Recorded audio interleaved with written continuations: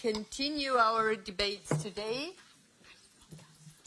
on a dedicated point regarding the shipwreck off the coast of Greece. Executive Director of Frontex, Mr. LEIJTENS, welcome.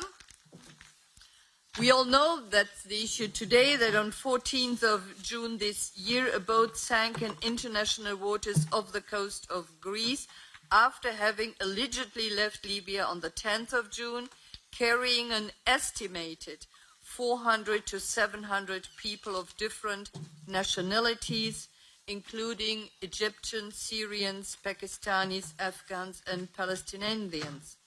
The full death toll of this large-scale disaster in the Mediterranean is still unknown.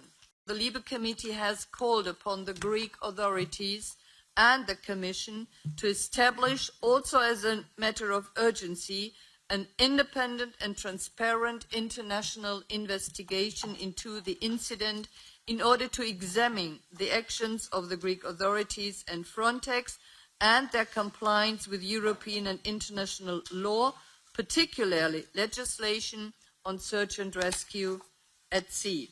What it seems to be, like there were smugglers from Egypt, leaving from Egypt with an empty vessel, fishing vessel, this one, to the eastern part of Libya, where they picked up maybe 750 migrants. It seems like there were different, depending on the status and how much they paid. Seems like male Pakistanis were on the bottom, women and children in the middle, and those who could afford to pay a little bit more or have a higher status being the top. It seems to have been a very, very overcrowded boat. And around 110, I think, survivors so far. We need to fight the smugglers together and to prevent people and invest in legal pathways.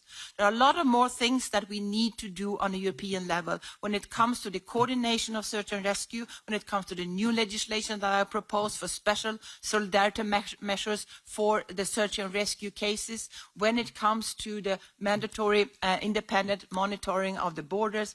This year alone, Frontex has assisted in rescuing 20,000 lives.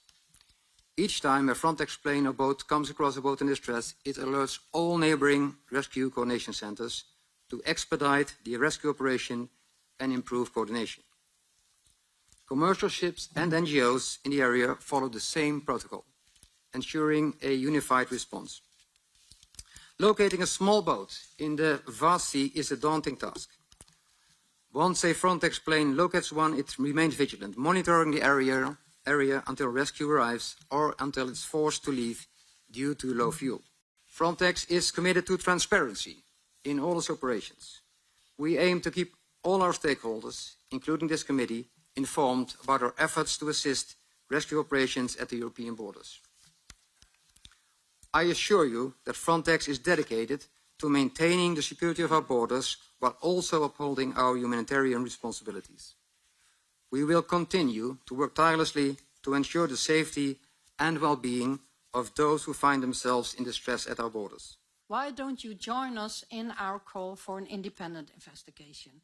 And isn't it necessary to significantly step up the funding for search and rescue?